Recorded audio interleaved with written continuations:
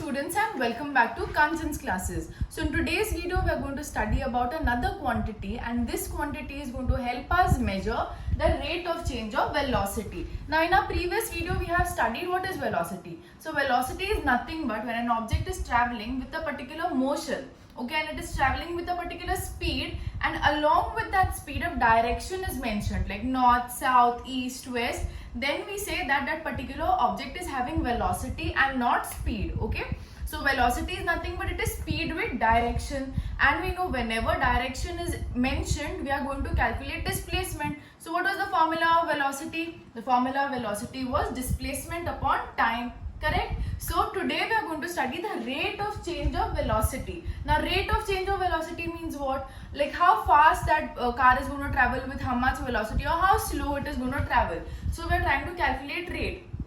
And for the fact that we are trying to calculate rate means that that particular object is not traveling with uniform motion, but it is traveling with non-uniform motion.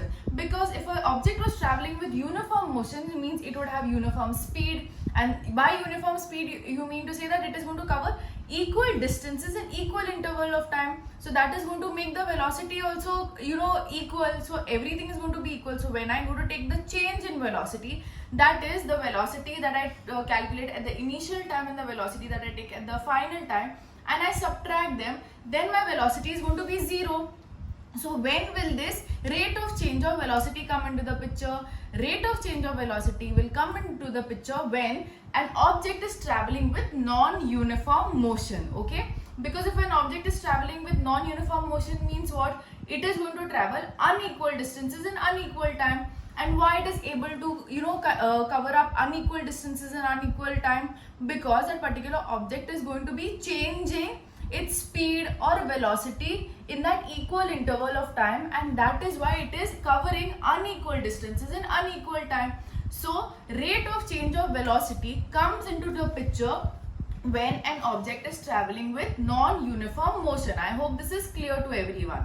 Now if you want to calculate this, then physics is giving you a quantity, a physical quantity, and that quantity is acceleration. So in today's video we are going to study about acceleration, and acceleration is nothing but it is the change in velocity upon time or per unit time. Okay, so the quantity that is helping us measure this rate of change of velocity or change of velocity is acceleration. So let us just read about what I have just said. Okay, so in uniform motion along the straight line, the velocity remains constant, that is it is going to be the same, okay, with time. That is the rate of change of velocity is going to be 0. Why 0? Because whatever is the velocity at the initial time is going to be the same velocity at the final time of that particular object. So if you subtract the two, then it is going to be 0. So rate of change of velocity is not seen when it is in uniform motion. Now in non-uniform motion, so if an object is traveling with non-uniform motion, then the velocity of the object in motion is going to vary with time. That is, at the starting point it will have, say suppose a velocity, then when it is reaching at another point, that is the final velocity is going to be b. So if you subtract the two, then you are going to get some value. So in non-uniform motion you can calculate the change in velocity. Okay, now example is what? To understand non-uniform motion and velocity over here, then it is when a train is leaving or approaching a railway station. Now say suppose a train is traveling and it is reaching Madgaon railway station. So when the train is starting off from say Bombay railway station, it is going to start off with a speed, say suppose 10 kilometers per hour or 20 kilometers per hour. But as it progresses in between, it is going to catch up speed. Yes or no, it is going to have a higher velocity. But the minute it starts approaching the railway station, it has to halt. So in order for it to halt, what it has to do? It has to decrease its velocity or decrease its speed. So the minute it decreases its speed, what happens? The train slows down. So what is happening? You're seeing that there is a rate of change of velocity at every step that the train is traveling to reach its desired location. And when it reaches the platform of the railway station, it has to halt. So what it is going to do? It is going to start applying brakes. So when it starts applying brakes, what is going to happen? The velocity of that train is going to decrease slowly. So what you're seeing, there is going to be a change in velocity at equal interval of time, and that is how you can calculate the rate of change of velocity. Okay, and an example for that which I just explained is a train leaving or approaching the railway station. Okay, so now I said that the change of velocity of an object with time is expressed by a physical quantity that is called as acceleration. So since acceleration is giving us the measure, okay, it is giving us the measure of change of velocity with time. So what is going to be the definition of acceleration? So definition of acceleration is a measure of the change in velocity of an object per unit time. Okay. So now we can put this in the form of formula. So that is going to be acceleration is equals to change in velocity upon given time. Yes or no? How much time it is going to take to cover that much, of distance in that much given velocity. So acceleration is going to be change in velocity upon time. Now when I say change in velocity means there is going to be a difference, or rather there is going to be a initial velocity and a final velocity. So if velocity of object changes from initial value small u to final value small v in time small t, then acceleration small a is given by a is equals to v minus u upon t, because change in velocity is given as final velocity minus initial velocity and acceleration is given as final velocity minus initial velocity upon time. Now the SI unit of acceleration is the same as that of speed and velocity, that is meter per second. Okay, so all three quantities, that is speed, velocity and acceleration, have the same SI unit. Now students, acceleration can be classified into two types: positive acceleration and negative acceleration. Now when you are going to say a particular thing is positive, when it is going along with you, yes or no? So acceleration, okay, positive acceleration is the acceleration when the velocity of that object in motion is going to increase with time.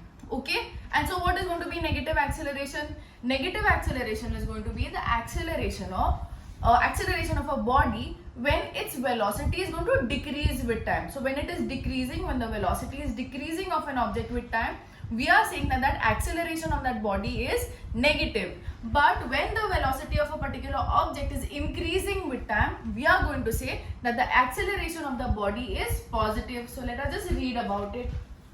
So acceleration of a body is positive, okay, is positive if its velocity increases with time in direction of motion. Because velocity is mentioned, we know velocity is what? Speed with direction. So the velocity of that object should increase with time in direction of motion. Okay, so what is positive acceleration?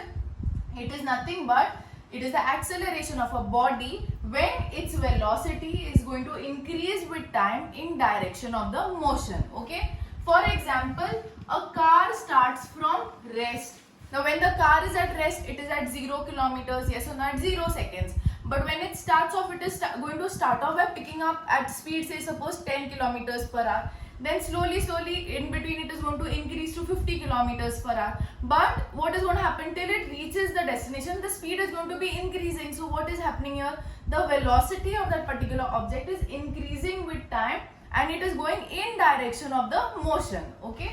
So now what is negative acceleration? It is the opposite of positive acceleration. So acceleration of an object is negative if its velocity decreases with time. Okay, and that is going to be what? An object which is moving and is brought to rest. So suppose you have to stop this car. It has reached the desired destination. Say suppose it reached the office that the person has to go to. So what it is going to do? That person is going to decrease its velocity of the car, or rather decrease the speed of its car. But your direction is mentioned. So we are going to say velocity. So what is going to happen? It is going to start decreasing its velocity. Slowly from 50 it is going to go to 40, from 40 to 10, and then it is going to go at rest at 0. So an object moving is brought to rest is an example of negative acceleration. So just to sum up, acceleration is positive when the velocity of that object is going to increase in the given time which is moving in the particular direction. It is going to be negative when the velocity is going to decrease in time along the direction of the motion. Now just like how we have positive and negative, acceleration can also be uniform and non-uniform. Now we all know what is the definition of uniform motion, yes or no?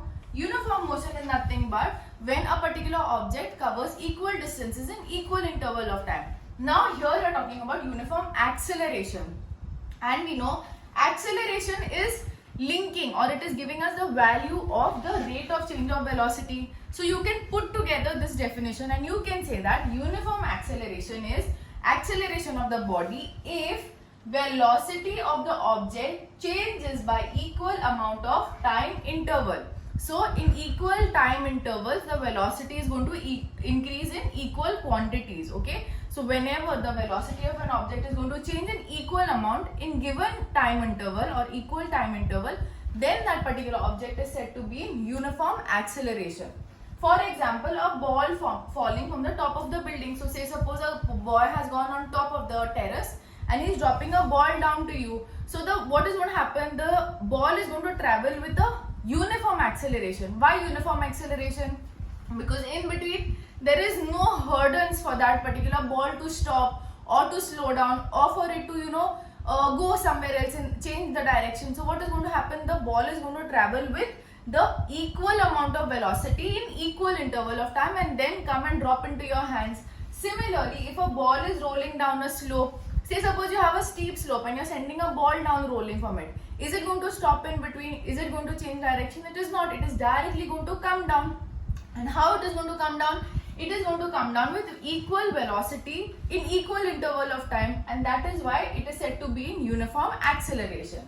So what is going to be non-uniform acceleration? It is going to be just the opposite of it. So that is when a body, okay, is going to travel with a velocity that is going to change unequally in given interval of time, then that is going to be called as non-uniform acceleration. That is, if velocity of an object changes by unequal amount in equal interval of time, then that particular acceleration is said to be non-uniform. An example of that is motion of a bus on a crowded road. Because when a bus is going to travel and the road is crowded, there will be traffic jam, there will be people crossing the road, there will be animals crossing the road. So what is going to happen? The velocity of that bus is going to be different at that equal interval of time. Say suppose you are measuring, okay, what is the velocity of the bus in the difference of 5 seconds. So every 5 seconds you are going to see that bus is going to be traveling with a different velocity. Okay, and that is why it is an example of non-uniform acceleration. Second one is a train leaving or entering a platform, which we have said, because whenever it has to leave or enter a platform, it has to either start increasing its speed slowly or it has to start decreasing its speed slowly. It just cannot come and stop at one point.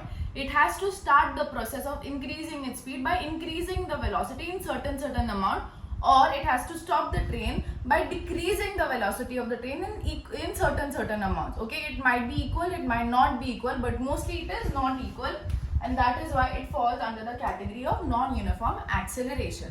So in today's video we have seen a quantity, that is acceleration, and acceleration is giving us the measure of change of velocity per unit time. That is how a particular object which is in motion is going to be changing its velocity in a given interval of time. Now acceleration is classified into two types. It could be positive, negative, or it could be uniform, non-uniform. Acceleration is positive when the velocity is going to increase in time along the direction of the motion. It is going to be negative when the velocity is going to decrease in time along the direction of the motion. It is going to be uniform, acceleration is going to be uniform when equal amount of velocity is being done or is being covered by an object in motion in equal interval of time. And it is going to be non-uniform when the velocity is going to be covering up in a non-equal amount in equal interval of time. Okay, so this was about acceleration. This is the theory part of it. In the next video we shall be solving some sums based on this. So I hope you have understood, and I will see you in the next video. Thank you.